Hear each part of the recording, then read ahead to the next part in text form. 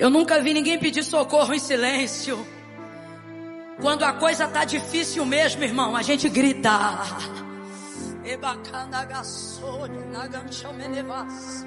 Quando a coisa tá difícil, a gente grita: socorro! Só que o Senhor está dizendo: você não está clamando o vizinho, você não está clamando o irmão, você está clamando o Senhor dos Senhores. Olha para o Evangelho do nosso Senhor Jesus. Olha essa história de fé que eu vou te mostrar. Mateus capítulo 15, versículos 22. O texto diz assim: e eis que uma mulher cananeia que saíra daquelas cercanias clamou, dizendo: Senhor, filho de Davi, tem misericórdia de mim, que minha filha está miseravelmente endemoniada. Gente, olha, eu estou sentindo aqui que hoje é noite de libertação, viu? O negócio não está forte desde o começo, agora que caiu a ficha. Menino, hoje não vai sobrar um demônio de pé. Quem tá ligado sabe do que eu estou falando, oh, glória! Até eu estava meio desligada, mas me liguei agora. Tem cura, tem libertação vindo aí. Aleluia! Aí o texto continua dizendo: mas ele não lhe respondeu palavra. E os seus discípulos, chegando ao pé dele, rogaram-lhe, dizendo: despede-a, que vem gritando atrás de nós. E ele, respondendo, disse: eu não fui enviado senão as ovelhas perdidas da casa de Israel. Então chegou ela e adorou, dizendo: Senhor, socorre-me. Ele, porém, respondendo, disse: não é bom pegar no pão dos filhos e lançá-lo aos cachorrinhos. E ela disse: sim, Senhor, mas também os cachorrinhos comem das migalhas que caem da mesa dos seus senhores. Então respondeu Jesus e disse-lhe: ó, mulher, grande é a tua fé, seja isso feito para contigo como tu desejas. E desde aquela hora a sua filha ficou sã. Dá um amém por essa palavra, dá um glória, já senta aí adorando Jesus, porque Deus está nesse lugar. Eu sou apaixonada por esse texto. Você já deve ter me ouvido falar dele em outros cultos. Esse capítulo é um dos meus preferidos, porque tem tanta lição, tanta coisa que dá para tirar daqui, que mesmo se a gente ficasse até meia-noite falando, não ia dar conta de tudo. Mas hoje, com tudo que já aconteceu nesse culto, eu sinto que o Espírito Santo quer que a gente se concentre em duas coisas, duas mensagens que Ele quer deixar gravadas no nosso coração hoje. Para você que talvez nunca leu essa parte da Bíblia, deixa eu te contextualizar rapidinho. Essa mulher é cananeia, uma mulher estrangeira de um povo que não era bem visto em Israel. Ela morava numa região onde os estrangeiros tinham mais liberdade, mais espaço para viver, já que entre os judeus, quem não era do povo deles era tratado com muito preconceito. Essa mulher provavelmente já estava seguindo Jesus há um tempo. Como a gente sabe disso? Porque Jesus nunca andava sozinho. Ele estava sempre cercado pelos discípulos. Aqui, por exemplo, eram 13 homens andando juntos. E naquela época não tinha Instagram, não tinha Facebook. Se você quisesse reconhecer alguém, tinha que ter visto pessoalmente ou ter boa memória. Então, como ela reconheceu que entre aqueles 13, um era o Filho do Deus vivo, porque ela estava ligada, observando há um tempo, ela já sabia quem ele era. Ela já tinha visto, ouvido. Em outro evangelho de Marcos, conta que Jesus pediu para os discípulos não contarem para ninguém que ele ia passar por aquela região. Ele queria andar ali em segredo, só que não teve jeito. Mesmo tentando passar escondido, a mulher apareceu. E ela não chegou quietinha, não. Chegou gritando. E o grito dela era por libertação. A filha dela estava em casa, miseravelmente endemoniada. Não era uma coisa leve, não. Era uma possessão total. A ponto da menina provavelmente ter que ficar presa, sem consciência do que fazia, para não colocar a própria vida em risco. E logo de cara, essa mulher reconhece a autoridade de Jesus. Ela chama ele de Senhor e Filho de Davi. Isso mostra que mesmo sendo estrangeira, ela já cria nele. Isso já derruba qualquer desculpa que o diabo tivesse para agir na vida dela, por ela ser cananeia. Porque ser cananeu não era só sobre ser de outro país, era sobre cultura. Os cananeus tinham práticas muito pesadas, eram conhecidos por cultuar deuses estranhos, como Moloque, que recebia como oferta criança. Isso mesmo.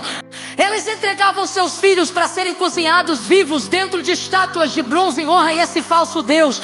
Lá atrás no Antigo Testamento, por exemplo, você vai ver que Deus livrou o rei Ezequias, porque o pai de Ezequias era um homem que era adorador de Moloque. Então essa mulher era descendente desse povo cananeu, de um povo de muita malignidade, de muito sangue, de uma cultura muito maligna. Tamanha é a carga espiritual desse povo que isso explica porque que no grego o termo que ela usa como filha diz assim: olha, Senhor, Filho de Davi, tem misericórdia de mim e da minha menininha que está sofrendo demais. Porque esse menininha é o termo grego utilizado para se referir a uma moça que ainda não completou os 13 anos de idade. Então a gente fica pensando, rapaz, que nível de legalidade uma criança de 10 anos vai dar para o demônio tomar posse da vida nesse nível? Então pensa no tamanho da carga espiritual, pensa no histórico da família, pensa nos pactos, nas práticas. Tudo isso dava brecha para o inimigo agir. Só que essa mulher, vendo tudo o que Jesus fazia, e como é que você sabe, Camila, que ela já tinha visto o que Jesus fazia? Porque você busca Jesus primeiro pelo testemunho. Toda pessoa que foi curada ou liberta, ela viveu isso em Cristo primeiro por um testemunho. Marcos capítulo 5, o texto vai dizer que a mulher do fluxo de sangue, ouvindo falar sobre Jesus, teve uma fé no seu coração e passou a dizer consigo mesma: se tão somente eu tocar na orla das suas vestes, eu serei curada. E você conhece essa história. Ela foi para a rua, tocou na orla das vestes de Jesus, e o texto diz que na hora ela foi curada. O que deu a ela essa fé? O que deu a ela esse poder? O que fez Jesus liberar sobre ela virtude? A fé que ela desenvolveu em cima daquilo que ela ouviu falar sobre Jesus. Porque o que nos move é a fé, e o tipo de coisa que você ouve determina em que você vai acreditar, determina os lugares que você vai acessar, determina aquilo que você vai receber. Eu não sei se você está entendendo, mas já de cara, bem-aventurados são aqueles que vieram hoje aqui no culto. Ouça, porque quem tem ouvidos para ouvir, ouça o que o Espírito diz à igreja. E o que o Espírito tem como propósito a falar nos nossos corações é uma palavra que anime a nossa fé, para que nós vivamos libertação, prosperidade, salvação, edificação. Agora, de onde vem tudo isso, Camila? Tudo isso vem em cima daquilo que você ouve. Esta mulher certamente também já havia ouvido, e eu tenho para mim, sou eu que estou falando agora, eu tenho para mim que não só ouvido, mas ela também já tinha visto. E por que eu acho que ela já tinha visto? Porque, como eu disse no início, tem 13 homens amontoados, andando em caravana, em Tiro e Sidom, juntos. E ela reconhece que um deles não é como eles. Ela reconhece que um deles não tem o mesmo poder que eles têm. Ela reconhece que um deles faz o que ninguém faz, é quem ninguém é, e ela vai direto nele. Completa para mim, para eu ter certeza que você está acompanhando.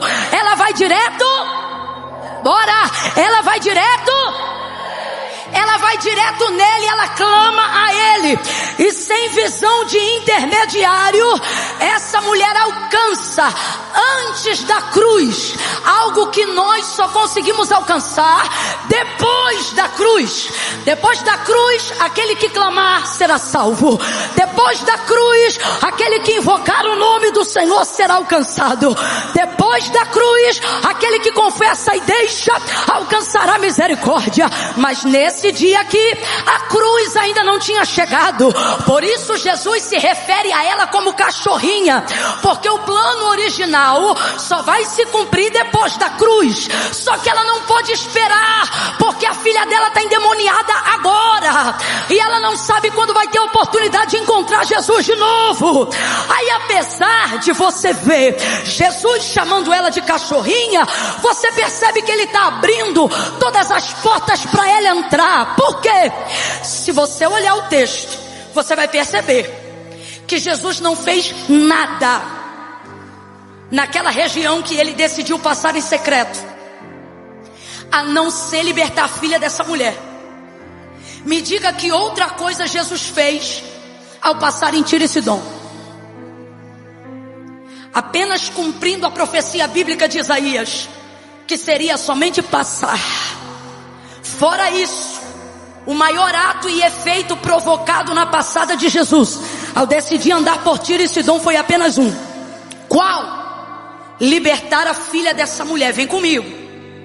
Então essa mulher não tem direito, essa mulher não poderia receber.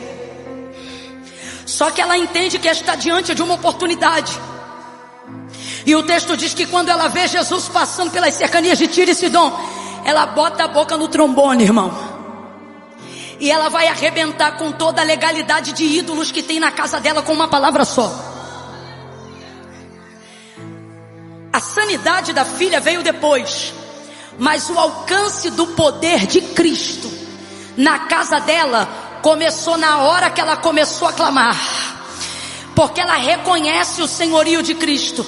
Camila, como é que eu faço para quebrar todas as legalidades? Como é que eu faço para quebrar todo o peso? Como é que eu faço para eliminar todo o derramamento de sangue que foi feito até hoje na minha vida? Você tem que fazer o que essa mulher fez. E o que ela fez? Ela entendeu duas coisas. Primeira, que estava diante de uma oportunidade. Segunda, que diante de uma oportunidade você não se envergonha, você vai para cima, você luta por ela. E como ela lutou, a primeira palavra que saiu da sua boca foi Senhor. E esse S, pode olhar em casa, é maiúsculo. Ela não está chamando ele em respeito por ele ser homem ou por ele ser mais velho. Quando ela diz Senhor, o que ela está dizendo é: eu reconheço que tu és o Filho do Deus vivo. O que ela está dizendo é: eu reconheço que tu és o Deus dos deuses. Eu reconheço que tu és o Senhor dos senhores. O que isso significa? Quando ela abre a boca para dizer Senhor, Filho de Davi, tem compaixão de mim. Senhor, Filho de Davi, tem compaixão de mim. Sabe o que ela está dizendo?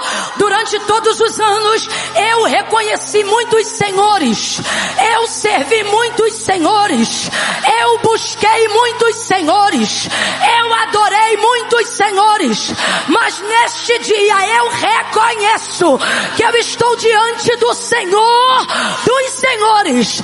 A cada momento que ela dizia Senhor, Filho de Davi, tem compaixão de mim, todos os outros deuses que passaram pela vida desta mulher eram reputados a nada, porque o reconhecimento dela ao senhorio de Cristo estava esmagando toda a legalidade que havia sido dada na casa e na vida da filha até aquele dia. Camila, eu ainda não entendi, vai entender agora. Aquele que invocar o nome do Senhor será salvo.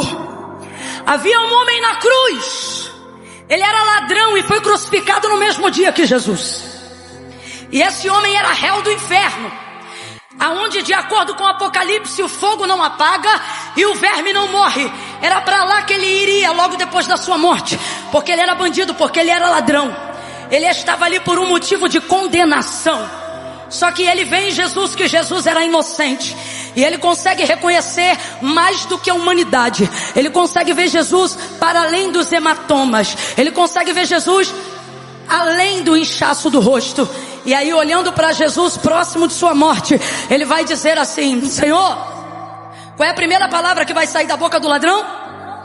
Bora, abre a boca. Qual é a primeira palavra que vai sair da boca do ladrão? E se você olhar, você vai ver que esse Senhor também não é com S minúsculo, não é em sinal de respeito, é em sinal de reconhecimento à sua divindade. Esse S é maiúsculo. Ele vai dizer para aquele homem, ele vai dizer para Jesus: Senhor, se possível for, lembra-te de mim quando entrares no teu reino. E imediatamente, irmãos, Jesus vai virar para aquele homem que era bandido, que era ladrão, que era réu do inferno, que se morresse a 1 milésimo de segundos atrás dessas palavras, é para lá que ele ia. E toda a sua vida agora será transportada do império das trevas para o reino do Filho do seu amor, por causa de uma palavra que ele liberou. Ele disse Senhor, ele disse Senhor, se possível for, lembra-te de mim quando entrares no teu reino. Na hora, Jesus vira para ele e diz: ainda hoje, ainda hoje, eu estou sentindo a autoridade de Deus para dizer isso aqui. Diga bem forte assim comigo: ainda hoje. É porque Deus está falando que é hoje. Diga, ainda hoje. Ainda hoje. Aquele que invocar o nome do Senhor vai ser salvo.